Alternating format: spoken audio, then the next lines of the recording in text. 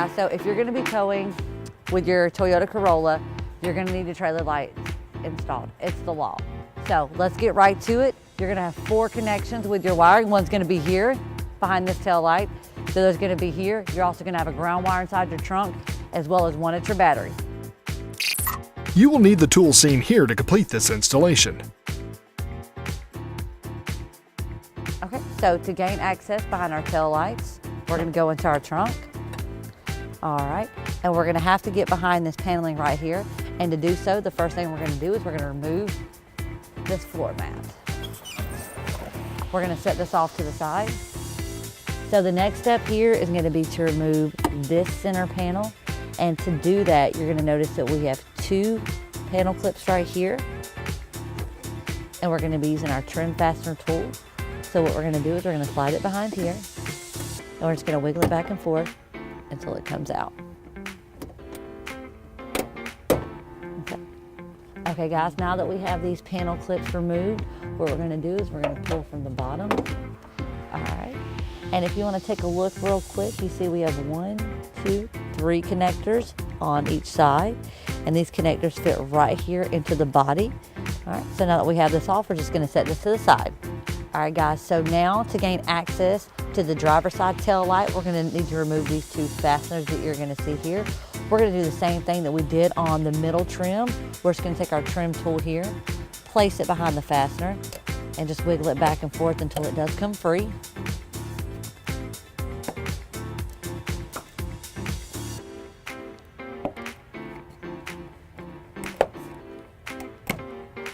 All right, once those are free, we're gonna pull this back right here, and we'll be able to gain access to that driver's side tail light. So once we've pulled this back, you're gonna see that we've gained access to our driver's side tail light. This right here is where each of our fasteners went. So now that we have located our driver's side wiring connectors, what we're gonna do is we're gonna remove the factory fasteners from their connectors. They just did a little tab and they slide out.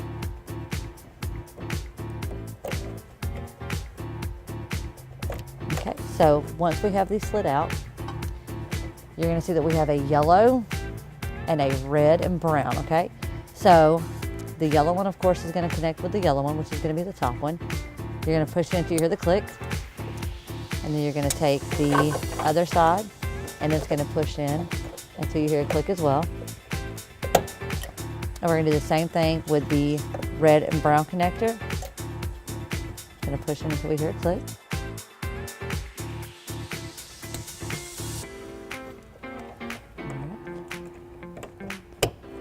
All right, now we're going to run our ground wire. Okay guys, now we're gonna run our ground wire, and we have 2 options here. You can either use the existing tack weld nut and find a suitable metal surface to drill in, but as you can tell, we already have an existing metal to metal connector right here. So I'm gonna be taking my 10mm wrench, and I'm just gonna be removing this bolt. And then we're just gonna place the ground wire on there and tighten it back up.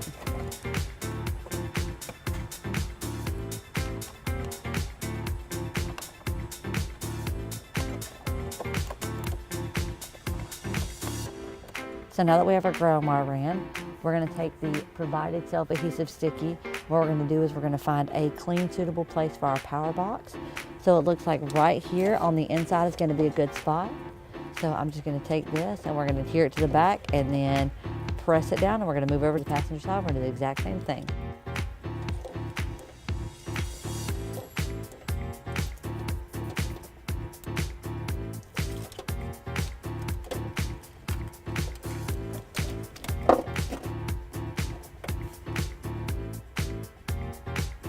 We're gonna remove the 2 of the trim panel fasteners right here. We're gonna pull them back and we're gonna disconnect the clips and do the same thing again. So we have the 2 panel fasteners right here. We're gonna do the same exact thing we did on the driver's side.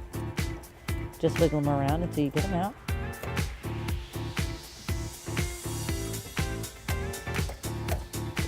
Okay.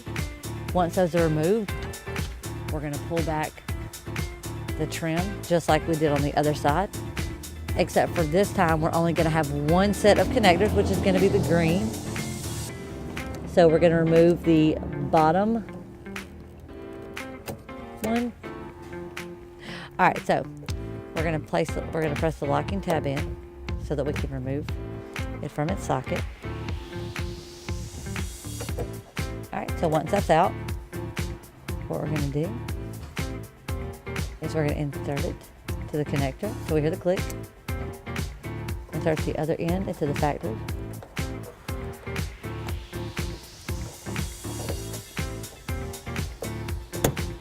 All right, and now your connectors are done on this side. We can replace the trim panel. And once we have that placed back, we replace our existing fasteners back in. And as you can tell, they have spots that they're pre-existing for.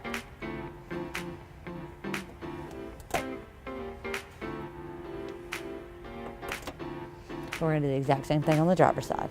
So now that we're getting ready to run our power wire, I went ahead and removed the fastener here. And there are several different options to run the power wire.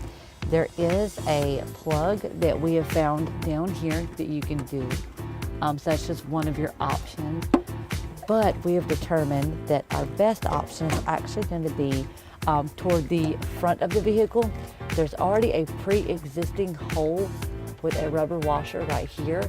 So this is going to be our best option. So we're going to go ahead and remove that, and we're going to get our power wire ran through that.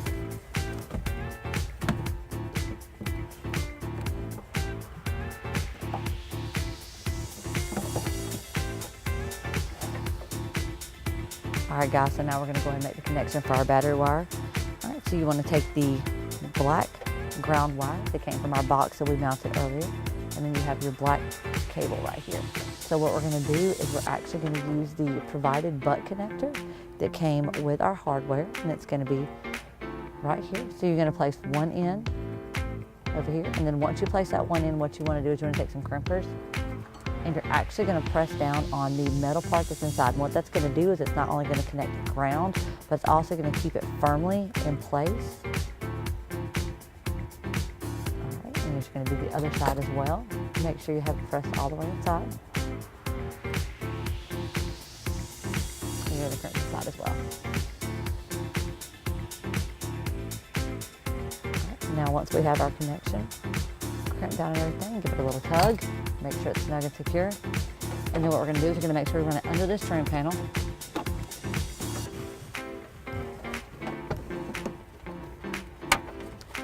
Kind of just want to keep it, out of sight, out of mind. And then once we have it under there, we're going to go ahead and start feeding it through the existing plug hole that we found.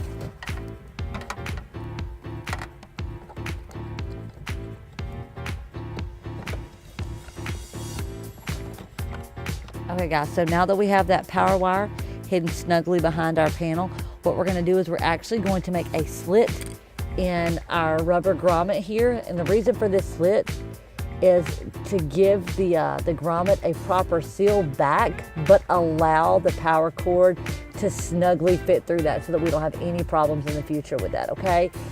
If not, if we were to leave the plug out, it can cause issues such as water getting in here. That can cause damage to the wiring as well as corroding the frame. All right, guys, so once we have that slit cut, we are going to get it back in the hole.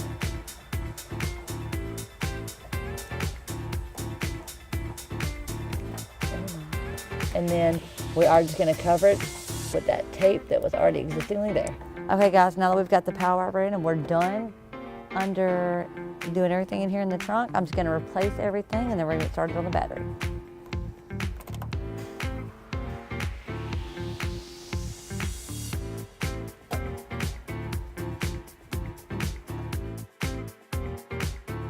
Okay. Now we're just going to replace .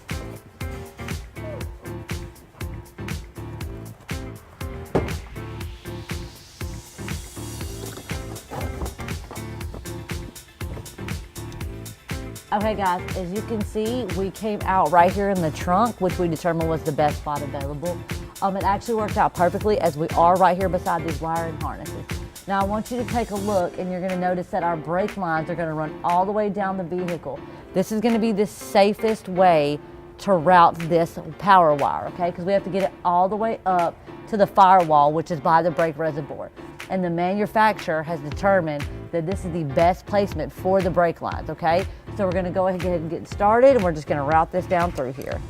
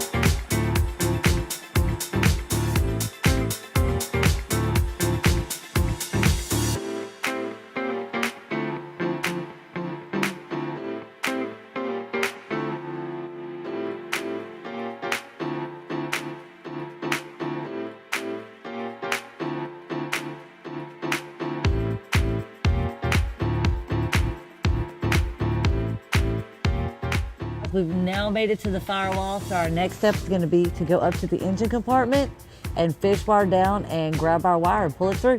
Okay guys, so we've located our battery and we've located our brake reservoir. Now right behind the brake reservoir is going to be our brake lines. So if you remember earlier, we did run our power line following our brake line. So what we're going to do now is we're going to fish wire down to be able to connect our battery wire in. There's a couple of different ways you can do this.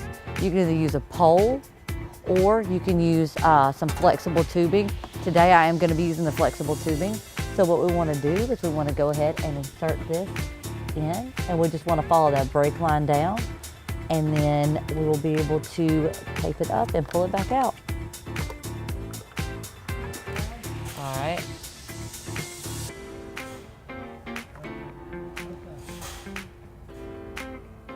Okay guys, so as you can see, our fish wire came down perfectly beside our battery wire. So now what I'm gonna do is I'm gonna tape the two of these together, and then I'm gonna go back up top and we're gonna pull it back up.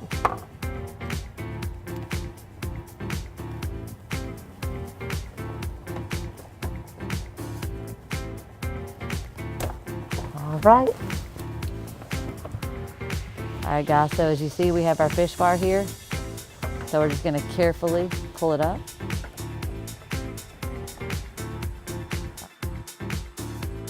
So we're gonna pull just enough slack.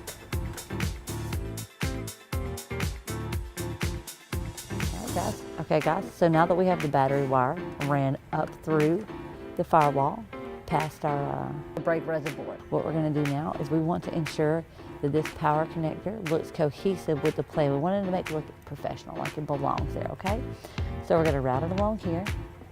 And what we're gonna do is we're gonna trim to fit, because we have a lot of excess left, okay? So I'm gonna make sure that I bring it over here. I'm gonna leave myself enough slack though to be able to connect to the battery.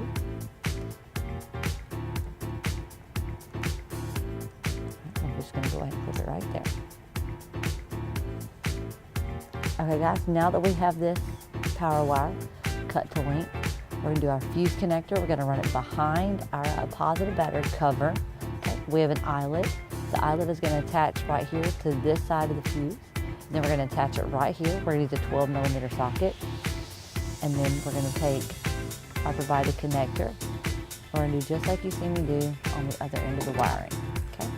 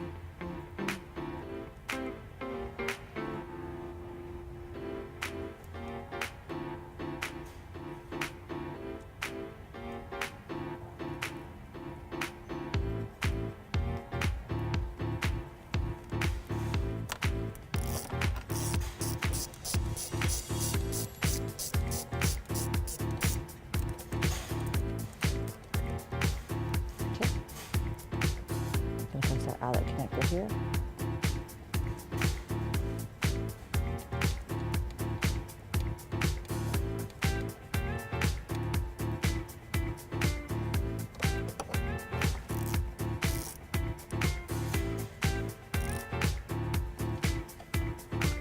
Okay guys, so the last thing to do is to place in the provided 10 amp fuse right here.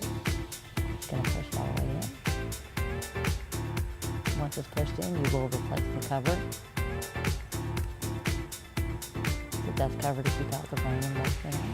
Alright, so now once we're done, we just want to make sure that we clean up everything, make sure everything looks nice, neat, and professional. And you're good to go. You're all powered up. Alright guys, so as we're going to clean up from front to back, what we're going to do is we're just going to take some zip ties and we are going to secure our wiring from front to back.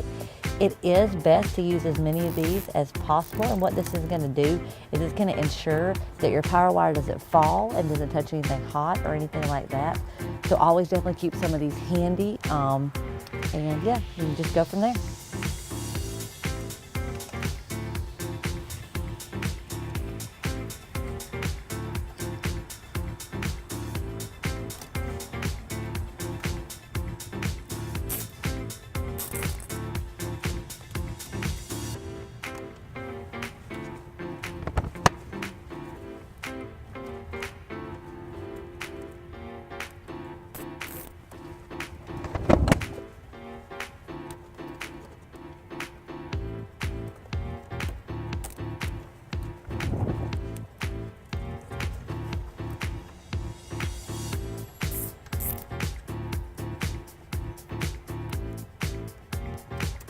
All right guys, so when you get ready to tow a trailer, what you're gonna do is you're gonna lift up your cargo mat here and you're gonna retrieve your wiring from its stowed position right here beside your spare tire.